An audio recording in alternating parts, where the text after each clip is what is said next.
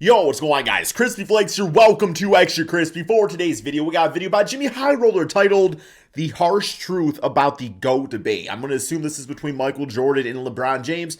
And just to give you guys my quick opinion down before we get going with the video, so I'm not going to pause the video too much here, is that, you know, man, I'm a firm believer of not judging a book or a movie or anything until the completion of it. My prime example is that I just got done watching, or rewatching, I should say, Game of Thrones. And while you could say, like, this is the greatest TV show ever, and this season 8 rolls around, man. And for LeBron, we have not seen his entire career yet unfold, so therefore I'm not going to say he's the GOAT yet over Jordan, whose full career we have seen and currently has the throne of the GOAT, man. That's where I'm at with this. So I don't think that's a bad way to look at it. That's just my opinion. I will reassess once LeBron James retires. But yeah, man, also, I think the player comparison aspect is stupid. I think LeBron James is more Magic Johnson than he is Michael Jordan. And I think, like, you know, like Kobe is more Michael Jordan. Did I say Michael Jackson? I might have said Michael Jackson, man. I don't know, man. I love me some Michael Jackson. I ain't gonna lie, man. Like, his music is goated. No other comparison, man. That's Michael Jackson got golden music. Okay, here we go. Okay, let's get it. Okay. Oh, damn, man. LeBron's the GOAT. It's never going to end, is it? LeBron's reign over the NBA. I've just come to the conclusion the GOAT discussion, I thought. Matrix and has transcended aging. LeBron is in his 19th NBA season and is somehow still one of the best players on the planet. Destroying everybody. This isn't supposed to happen. 99% of NBA players peak in their mid to late 20s and then slowly regress as they age, eventually becoming a liability to their team and inevitably sailing off into the sunset, washed up and content with their achievements. But not LeBron. The man is fighting his age like he's got a grudge on time itself. And the more he piles up on these mind-bending feats, the more we must ask ourselves the question, and I really hate to do this, but is LeBron the greatest basketball player of all time? And if he isn't, what would he need to do to truly, once and for all... There we go. That's what I want to hear. That's what I want to hear. That's what I want to hear.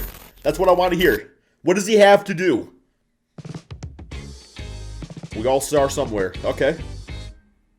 About 5 years ago, I uploaded my first basketball-related video onto this channel. The title of that video is LeBron the GOAT. You can still watch this video today. Good classic video title. Dog water of a production, I highly recommend you steer clear of it. To summarize the video, I gave 10 reasons why LeBron would retire as the GOAT. I bet you the production is 95% better than videos these days. Games, collecting data, and gathering context in this sport that we love. I've since changed my ways and realized that Michael Jordan is the greatest basketball player of all time. But my original assessment from 5 years ago hasn't completely changed, because I never said LeBron was the GOAT at the time. I just gave 10 reasons why LeBron would retire as the GOAT. There we go. But ever since I dropped that video, I've pretty much avoided the GOAT conversation altogether. I've put a spin on the idea of the greatest players it's a losing battle. Of the game. I've talked about the greatest scorers, I've ranked players using purely numbers, but I've never really broken down who the greatest player is, in my opinion, because I just feel like the topic is a bit redundant. And ESPN already gives you a daily update on the GOAT debate anyways, so no need for me to do it.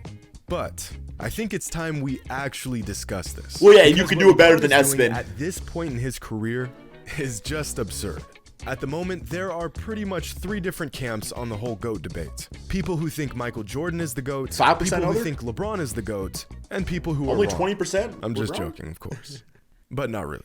I'd say about 75% of people fall into the MJ's the GOAT category, about 20% of people fall into the LeBron's the GOAT category, and about 5% fall into the other category. Usually these other Kobe, fans Wilt, believe the Kareem. GOAT is Wilt or Kobe or Kareem. There's not many of them, but boy, will they die on that hill. See, the thing here is that a lot of the fans good for them though, believe that he is and will forever be the GOAT. Everybody can have their opinion. It's basketball, right? I mean, it's like, can do to surpass him. If Kobe's your GOAT, that's your GOAT. Sort of objective I ain't gonna fight you on it. We can use to distinguish the greatest player of all time. No opinions, no bias, just the facts. If LeBron somehow won 4 more championships and retired with 8 rings, he'd undoubtedly be the GOAT, right? So there are paths for him to become the greatest ever. Yo, that block on Tiago never gets old. And what would LeBron have to achieve to get there?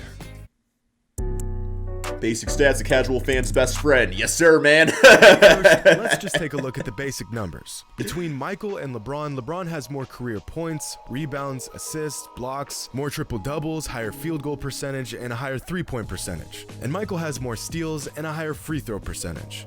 But this whole argument, the career totals argument, is only useful in demonstrating LeBron's longevity and sustained excellence. These numbers see, but that's the thing, it's like, I don't know. I don't know if it was, I don't know whose video I was watching, but like, LeBron, we use like the longevity towards his stats and stuff like that as a mean to like praise LeBron James. But then you got guys like John Stockton, you look at the stats and people are like, you know, he was only good because of his longevity. So it's like, I don't really get like the like which one is it? Is stats a good thing or a bad thing? Or is it an argument for GOATness, or is there other criteria? Is that just part of it? Or rebounder or defender. If you want to look at stats purely, then you got like Will. LeBron's been good at these things for a very, very long time.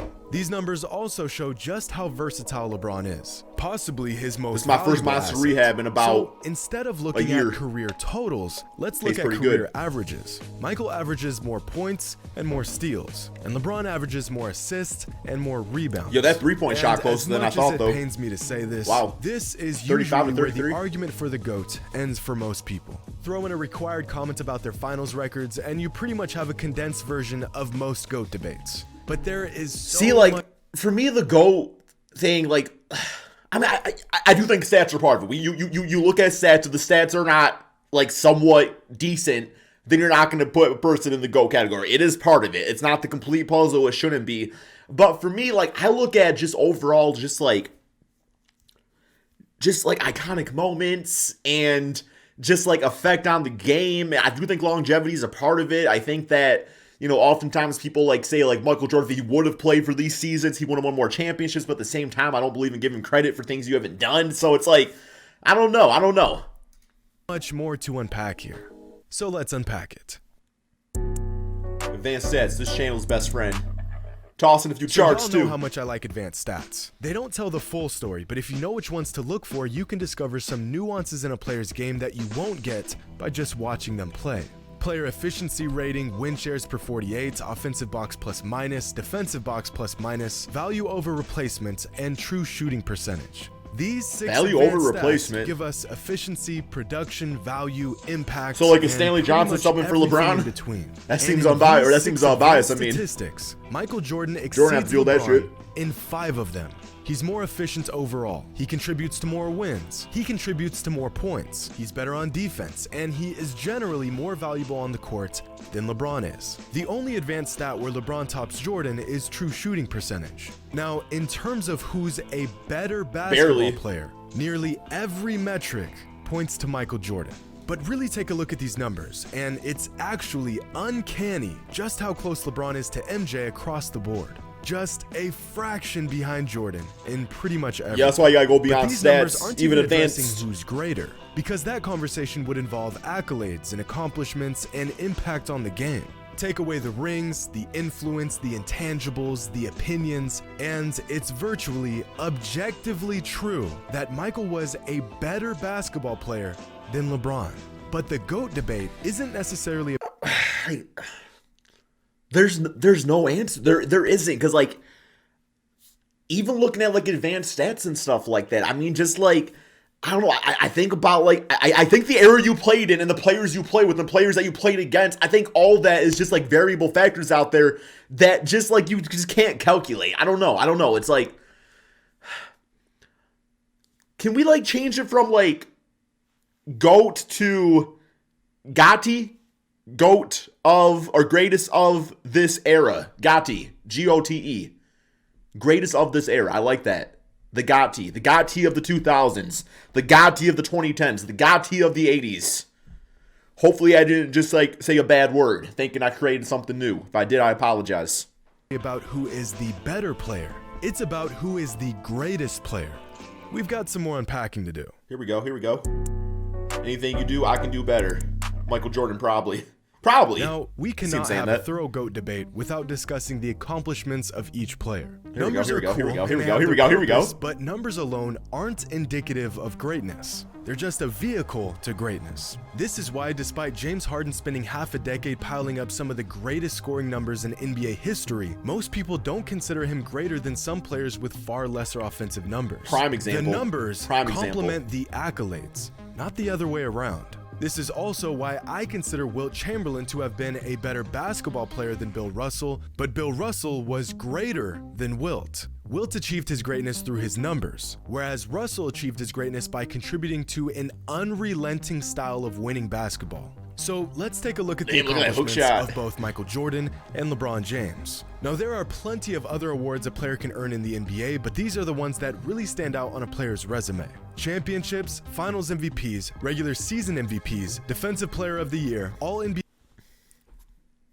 Trying to see how I feel about each of these categories.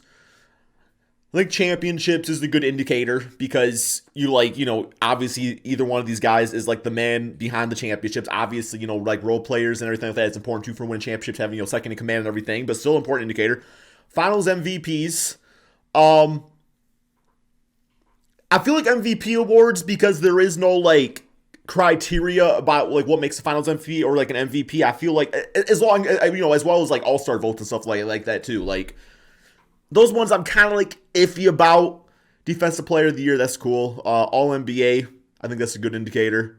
All defense, I still think about Marc Gasol when the Defensive Player of the Year, and make All NBA second, or not even make an All NBA team. I don't know. NBA selections and All Defensive Team selections. And I'll stop pausing so much. My apologies. Jordan beats LeBron in 5 of them. It's got my think area going crazy. All of this in just 15 seasons to LeBron's full 18 seasons. The only category where LeBron outperformed Michael is in all NBA selections. So now longevity is being used against him. Again, this is an accomplishment of longevity more than anything else, which at this point seems to be the overall theme in the GOAT debate. Up to this point, was it a good thing or a bad thing? The majority of fans will agree that LeBron has been a step below Jordan in terms of greatness. So now the race to become the GOAT has become a marathon, because eventually the sheer volume of LeBron's career numbers and achievements may become so overwhelming that we'll have no choice but to concede that he is in fact.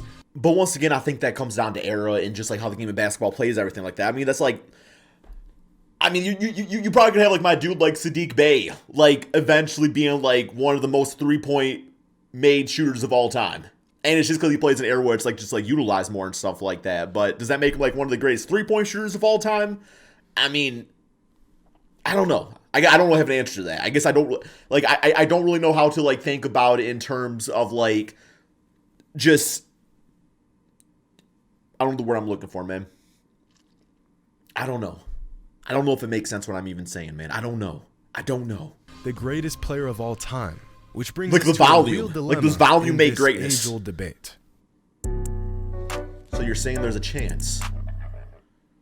The flame that burns twice as bright burns half as long. A great quote by the ancient Chinese philosopher Lao Tzu. But what if you got twice as much wood? Excellence and the sustainability of it. Almost as if you can have longevity or be exceptional. Or quality of wood. But you can't have both. Now, in the world of basketball and sports in general, usually being exceptional is the wood dry or is it wet? Longevity and vice versa. Michael Jordan was excellent for 13 seasons. What's the tinder in the NBA. being used? His flame was violently bright and it burned for quite some time. But what if there was a flame that burned about 95% as bright? Are we roasting marshmallows or are we making hot dogs? Much longer. At a certain point, both. The radiance of even the brightest flame put the hot dog on the s'more. by the flame that just won't quit. Of course, I just won't quit. I'm not even saying. I don't know. He's a 6'9", 250-pound freak of nature in basketball shoes, but his light shines about 95% as bright as Michael Jordan's did, and it's lasting a whole lot longer. When does the longevity of LeBron's brilliance simply outmatch the slightly greater but much shorter brilliance of Michael? Because as we've discussed, Mike trumps LeBron in pretty much every single metric other than longevity and overall production. So the real question here is, how much longer will LeBron have to be excellent before the majority agrees that he is greater than Michael was? The man is in his 19th NBA season, and he's leading the NBA in scoring. That's he's crazy, still a man. top 5 player in the league, and his bag is getting deeper and deeper with every season. Here's a chart of here we go, LeBron's chart total time. points, assists, and rebound averages throughout each season of his career. Each point on the graph represents the total average of points, assists, and rebounds for every season of his career. So, for example, that's crazy. Like the Miami Heat days, I thought that was like some of his best days, right? Like right around like this time, right? And I guess he had like D-Wade and Chris Bosh and everything. Putting up 8, 6, and 30 a game. So his total for the season is 44. Now, in the NBA, anything above a total of 40 is exceptional. LeBron's total production has exceeded 40 in 17 different seasons. Now here's Michael's total average points, assists, and rebounds for every season of his career. My man was playing with Kwame Brown though on the Wizards. By far the greatest arguments in favor of LeBron in the GOAT debate. The man has simply sustained excellence for longer than Mike did. And although the numbers are just a vehicle to greatness, there has got to be a point where the numbers are just too glaring to ignore. LeBron's numbers are getting to that point. But some fans will argue that there were other players that were still really good this late in their career. You mean like Kareem, or Kobe, or Karl Malone? They weren't. Yeah, I'm kind of looking at it like this, like, because my mind goes straight to the stock market, and like MJ got like this crazy peak up here, man. Like that's like investing in GameStop, right? That's like when GameStop hit like $400 a share. But LeBron has kind of been more like Amazon, where it's like the build up and just like the sustained growth. But also saying that Michael Jordan's GameStop seems disrespectful too, man, because it's even close. I mean, LeBron's already the only player to be a part of the 30K, 10K, 10K club. Aside from a freak injury, he'll undoubtedly break Kareem's scoring record. He'll probably play the most seasons in an NBA career. He already has the record for most All-NBA selections, and he's still adding to what is probably the longest career highlight reel with moments like this. Make a play that was 45 if LeBron is still doing this in a couple years, while still putting up All-NBA numbers, I really think it's going to be difficult to say that he's not the greatest player ever. I think LeBron's going to the Warriors.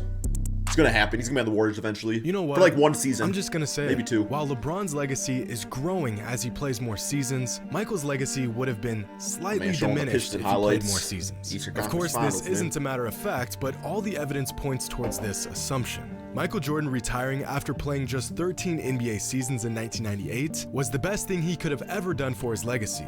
The Bulls were not going to win another championship, and the backbone of the dynasty he had built had all but vanished by the beginning of the 1999 season. If he had played through that 3-year retirement gap from 1999 to 2001, he would have either stayed with the Bulls and put up huge numbers on a losing team, or signed with a different team and chased rings. What ifs, though? Both options being far less illustrious than him going out on top with the team that drafted him. Michael's career was the perfect storm. He was drafted by a franchise that was ready and willing to build around him. He was on a roster that suited his skill set. What if Grant Hill never got injured? Well. We would talk about him over MJ these days. Right as the dominant teams from the 80s and early 90s, like the Lakers, Celtics, and Pistons, began to fade away. You could not have written a better career if you tried. On the other hand, despite his success, LeBron really got the short end of the deal many times throughout his career. He spent his first 7 seasons in the NBA playing for a team that could not have cared less about building a coherent team around him. He spent Anthony 4 Parker straight as your finals shooting going guard. toe-to-toe with the most dominant dynasty in modern NBA I'd rather have history Candace. outside of Jordan's Bulls. While Michael was surrounded by I players think they who were were cousins. all willing to buy into their system, LeBron has spent many years carrying the load of bad rosters and seemingly incompetent teammates. Part of which is his own fault for trying to play GM and putting together piss-poor rosters. And I bring up these small nuances because the GOAT debate is very nuanced. As much as people want to act like the whole 6-0 in the finals is the end-all be-all to the discussion, it's just not. If rings were all that mattered, then Bill Russell would be the GOAT. Oh, but he played a long time ago. That doesn't count. Okay, well then Robert Horry is the GOAT. Hey, that's what I was going to say, Robert. To Jordan 6. Don't show the Well, Piston yeah, shot. But Horry wasn't the best player on any of those championships. Okay, so is the argument about rings, or is it about being the best player on the court, or a mixture of both? Is a player's performance, mixture of so many despite things. how masterful it was, all in vain if his team loses? The line becomes less and less clear the deeper you dig.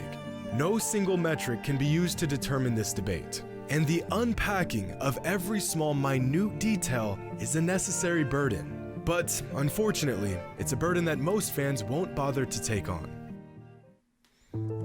Oh, then not so Undisputed Go. Oh, here we go. Is he going to say who? At the moment, I personally believe Michael Jordan is the greatest basketball player of all time. I also think he's the best basketball player of all time. But, unlike some fans, I don't think the door has closed on LeBron. I think that if LeBron can continue to dominate the league for a few more seasons and continue to shatter our previous notions of what we thought was possible in a single NBA career, I think that he has a chance to retire as the greatest player of all time. But of course, man, so only tough. time will tell. It's so tough. And fortunately for LeBron, time seems to perpetually be on his side. All right, guys, that's the end of the video right there, man. I don't know. I still don't really have an answer. I think I'm gonna stick by and kind of what Jimmy's saying right here too, where it's like, does he have a chance? Guess LeBron James have a chance, but can I see the entire story first unfold? I think that's the best way to look at it. So, what you all think, man? Let me know in the comment section below. Thank you all so much for watching, and peace out, my friends.